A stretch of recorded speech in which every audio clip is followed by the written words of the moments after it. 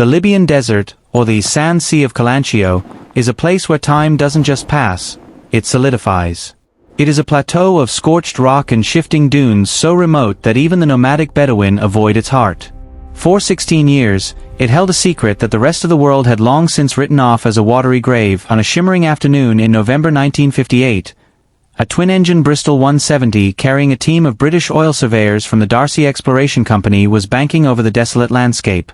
The pilot, Ronald McLean, was scanning the horizon for landmarks when he saw a glint, a metallic flash that didn't belong in a world of ochre and dust. He dipped the wing, descending toward a flat, gravelly expanse. There, sitting perfectly level on its belly as if it had simply decided to park, was a B-24 Liberator. When the ground team finally reached the site months later, they expected to find a mangled graveyard. Instead, they found a ghost. The aircraft, tail number 124301 and christened the Lady Be Good, looked like it had landed only hours before. The olive-drab paint was sandblasted but intact. The glass in the cockpit was clear. Most hauntingly, the nose wheel was still tucked into its bay, and the propellers on 3 of the engines were feathered, the classic signature of a controlled engine-out descent. The surveyors climbed through the open waist-gunner windows, their boots crunching on sand that had drifted into the fuselage. The scene inside was a masterclass in eerie preservation. A thermos of coffee sat on a navigator's table. When opened, the liquid inside was still recognizable, though bitter. Technical manuals lay open, their pages white and supple, unyellowed by the sun. The .50 caliber machine guns still pivoted smoothly on their mounts, and when a surveyor pulled the trigger on one, the firing pin clicked with a crisp, terrifying functionality. But as the team moved through the fuselage, the silence became oppressive. There were no remains. No blood. No parachutes. 9 men had flown this 4-engine giant into the night in April 1943, and while the plane had survived the desert had seemingly swallowed the men whole. The Lady Be Good had been missing for 16 years, and while her radio was still tuned to the frequency of her home base at Solok, her crew had vanished into a horizon that stretched for 400 miles in every direction. The surveyors realized they hadn't found a crash site. They had found a mystery that would redefine the limits of human endurance. In the spring of 1943, the crew of the Lady Be Good was the definition of green. They were part of the 376th Bombardment Group, based at Solok on the coast of North Africa. To the veteran flyers at the base, they were just another group of replacements, young, eager, and largely untested in the brutal theater of the Mediterranean. The pilot was First Lieutenant William Hatton, a steady 25-year-old from New York who carried the weight of 9 lives on his shoulders. Beside him was the co-pilot, Second Lieutenant Robert Toner, whose personal diary would later become the only witness to their final days. The rest of the crew, Bzierzinski, Ripslinger, Lamotte, Shelley, Waravka, Adams, and more, were boys from across America, aged 19 to 24. For most of them, the Lady Be Good wasn't just a weapon, she was their ticket to the big league. On April 4, 1943, they were assigned their very first combat mission, a high-altitude strike on the harbor of Naples, Italy. It was supposed to be a standard milk run across the sea. But from the moment the 4 Pratt & Whitney engines roared to life at 2:15 p.m., the mission was plagued by bad omens. A massive, swirling sandstorm, a Ghibli, had descended upon the Libyan coast. As the formation of 25 B-24s struggled into the air, the abrasive grit began to chew into the engine cylinders. One by one, other planes in the flight suffered mechanical failures and turned back. Hatton, determined not to fail on his first outing, pushed the Lady Be Good through the brown haze and out over the Mediterranean. By the time they reached the target area, the sun had set, and a thick layer of clouds obscured Naples. Finding the harbor impossible to hit, the crew jettisoned their bombs into the Tyrrhenian Sea and turned south toward home. They were alone in the dark, separated from the rest of the group, flying a brand new aircraft they had only just begun to trust. The mood in the cockpit should have been one of relief. They were heading back to the safety of the base, the Mediterranean moon reflecting off the waves below. But the crew was fighting an invisible enemy, the wind. Unknown to Hatton or his navigator, Second Lieutenant D.P. Hayes, a powerful tailwind was pushing the heavy bomber much faster than their instruments indicated. As they neared the African coast, Hatton called the base at Solok for a radio directional bearing. The base operator, hearing the faint hum of engines overhead in the pitch black, gave them a heading. But in the chaos of the night and the limitations of 1943 technology, a fatal error occurred. The crew believed they were still over the sea, struggling to reach the coast. In reality, they had already crossed the shoreline at 20,000 feet, silent and unseen, sailing deep into the heart of the Sahara Desert. By midnight on April 4, 1943, the Lady Be Good was a ghost ship in the making. Inside the vibrating fuselage, the air was minus 40 degrees Celsius. The crew, huddled in their flight suits and breathing through oxygen masks, scanned the darkness for the rhythmic blink of the Solok lighthouse. Below them, a solid carpet of cloud obscured the world. Navigator D.P. Hayes was working frantically. He had calculated their position based on the time elapsed and their airspeed, but he was missing one critical variable: the wind. A fierce tailwind of nearly 80 kilometers per hour was shoving the Liberator south at a terrifying pace. When Hatton radioed the base for a final bearing, the operator at Solok heard the faint drone of the 4 Pratt & Whitney engines. He confirmed they were on course. What neither the pilot nor the base realized was that the Lady Be Good wasn't approaching the base, she was already over it.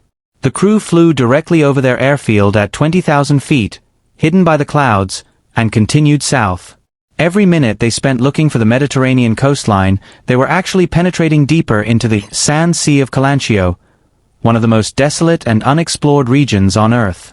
2 hours later, the fuel gauges began to flicker toward empty. The engines, starved of high-octane gasoline, began to cough and sputter. Hatton made a desperate decision. Believing they were still over the Mediterranean Sea, he feared a ditching in the water at night would be a death sentence. He ordered the crew to bail out. "Prepare to abandon ship," the intercom crackled. The 9 men checked their chutes in the dark. One by one, they dropped through the bomb bay into the black void. First Lieutenant Waravka, the bombardier, went out first. The others followed in a ragged line, falling through the freezing air. They expected the shock of cold seawater. They prepared themselves to inflate their life rafts and fight the waves. Instead, they hit the ground with a bone-jarring thud. The silence that followed was absolute. There was no sound of surf, no smell of salt spray. As the men stood up and unbuckled their parachutes, they realized they were standing on a flat, gravelly plateau under a canopy of indifferent stars. The Lady Be Good, lightened by the loss of her crew and with 3 engines still feathered, glided on for another 25 miles before settling perfectly on her belly in the sand, her lights still flickering in the dark. The crew gathered in the night, calling out to one another. They found 8 of the 9 men. Waravka was missing.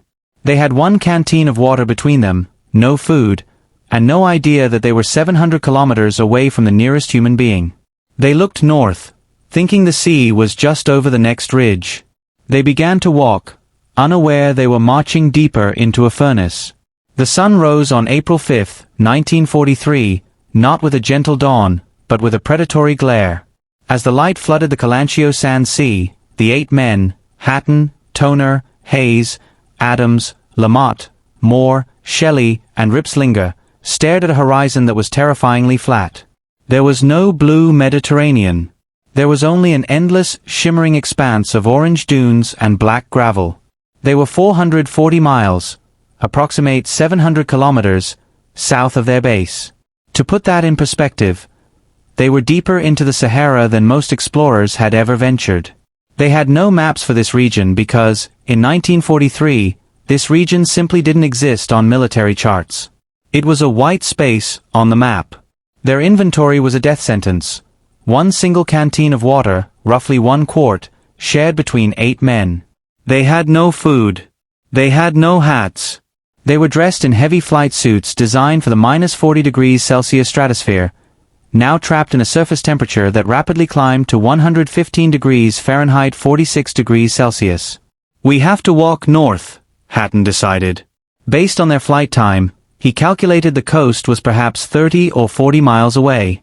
It was a fatal miscalculation, but it was the only hope they had. They began to march. They moved like ghosts through the heat waves. To save their strength, they walked mostly at night, huddling together during the day under makeshift shelters made from their parachutes. But the Sahara is a cruel magician. During the day, the sand reaches temperatures hot enough to blister skin through boots, and at night, the temperature plummets to near freezing. By the second day, the single canteen was empty. The diary of co-pilot Robert Toner, found years later, becomes a harrowing ledger of their decline. Monday, April 5th. Start walking NW. Still no sign of Waravka. Found 3 items of gear. Shared 1 canteen of water. Tuesday, April 6th. Rested at noon. Very hot. No breeze. Spent night in desert. Terrible. By the 4th day, the men were no longer walking, they were shuffling. Their tongues had swollen so much they could no longer close their mouths. Their eyes were bloodshot and crusted with sand. They began to hallucinate, seeing shimmering lakes of water that vanished as they approached, the cruel Fata Morgana of the deep desert. In an act of incredible discipline, they left markers. Every few miles, they laid out a parachute or a flight jacket on the sand, weighted down with stones, pointing north. They were leaving a trail for a rescue team they still believed was looking for them. They didn't know that back at Salak, the search had already been called off. The RAF and USAF had searched the sea for 3 days, found nothing, and concluded the Lady Be Good had ditched in the Mediterranean and sunk without a trace. As the 8th day dawned, the group split. 5 men, Hatton, Toner, Hayes, Adams, and Lamotte, could go no further. They lay down in the sand to wait for the end. The 3 strongest, Shelley, Moore, and Ripslinger, decided to make one last desperate push for the coast. They said their goodbyes, 2 groups of dying men, under a sun that showed no mercy. For 16 years, the Kalanchio Sand Sea was a vault. The Lady Be Good sat in the silent heat, her clock ticking until the batteries finally died, her coffee cooling until it became a bitter syrup. It wasn't until May 1959, following the aerial sighting by the oil surveyors, that a recovery team from the U.S. Army Quartermaster Mortuary System finally set foot on the plateau. What they found first was the plane, but what they sought were the men. Following a trail of discarded flight jackets and airmen's boots, preserved perfectly by the arid air, the search team moved north. Roughly 85 miles, 137 kilometers, from the crash site, they found a small, tragic cluster of remains. 5 men lay huddled together on a patch of open desert. They had created a small shelter out of their parachutes, weighted down with stones. In the pocket of co-pilot Robert Toner's flight suit, the searchers found a small, black-covered diary. The last entry, dated April 12, 1943, was written in a wavering, desperate hand, Sunday, April 12th. No help yet. Very cold night. No sleep. Rested at noon. Very hot. Only 5 left. Shelley, Rip, Moore gone to try for help. All we can do is wait. We are all so weak. Can hardly write. Expecting help any minute. Please, give us help. The recovery team was stunned. Based on all known survival manuals of the time, a human being could not survive more than 2 days in the Sahara without water. These men had lasted 8 days. They had walked over 100 miles, 160 kilometers, across soft dunes and jagged rock in flight boots, sharing a single canteen of water. They hadn't just survived, they had defied biology. The search continued for the final 3. Months later, an oil crew found the remains of Guy Shelley and Rip Ripslinger another 25 miles further north. They had climbed massive, 200-foot dunes in their final hours, literally crawling toward a coast that was still 300 miles away. The body of the 9th man, the bombardier Waravka, was found years later near the bailout point. His parachute had failed to open properly. He had died instantly upon impact, never knowing the agony his friends would endure. The discovery was a global sensation. The Lady Be Good was no longer just a missing bomber. She was a monument to a crew that refused to give up. The diaries revealed a story of incredible discipline. There was no evidence of infighting or selfishness. They stayed together, they shared their drops of water, and they left markers for a rescue that never came. As the remains were flown back to the United States for burial with full military honors, the desert was finally forced to give up its most haunting secret. The ghost of the Sahara was finally at rest, but the price of her discovery was a story of endurance that would be studied by survival experts for decades to come. The recovery of the Lady Be Good was more than a tragic human interest story. It was a forensic shock to the military establishment. In 1959, as the U.S. Air Force analyzed the wreckage and the recovered diaries, they realized their survival manuals were dangerously outdated. The ghost of the Sahara forced a total rewrite of how pilots were trained to survive the world's most hostile environments. The most startling revelation was the sheer distance the men had traveled. According to the physiological standards of the 1940s, a man without water in the Sahara should have collapsed within 24 to 48 hours, covering perhaps 15 or 20 miles. The Lady Be Good crew had shattered those projections, marching over 100 miles, 160 kilometers, in 8 days on a single shared canteen. This led to the discovery of involuntary dehydration, the realization that the human body can push far past the point of thirst through sheer psychological discipline. The incident also highlighted a catastrophic failure in navigation and radio procedures. The crew had crashed because they didn't account for a high-altitude tailwind, and the base at Salak had failed to realize the bomber was behind them rather than in front. This led to the development of more rigorous position reporting protocols and eventually influenced the design of long-range desert navigation aids. Today, the legacy of the Lady Be Good is scattered across the globe. Parts of the aircraft were brought back to the United States for technical evaluation. One of the plane's radio transmitters was repaired and installed in another aircraft, where, chillingly, it reportedly began to malfunction in a way that mimicked the Lady Be Good's final flight. Other components, like an engine and a propeller, are displayed at the National Museum of the U.S. Air Force in Ohio and the Army Quartermaster Museum in Virginia. But perhaps the most enduring legacy is the Desert Survival School training that every modern combat pilot now undergoes. They are taught the rule of 3 minutes without air, 3 days without water, 3 weeks without food. They are taught to stay with the aircraft, the sanctuary rule. If Hatton's crew had stayed with the Lady Be Good, they would have found ample water, food, and a functioning radio.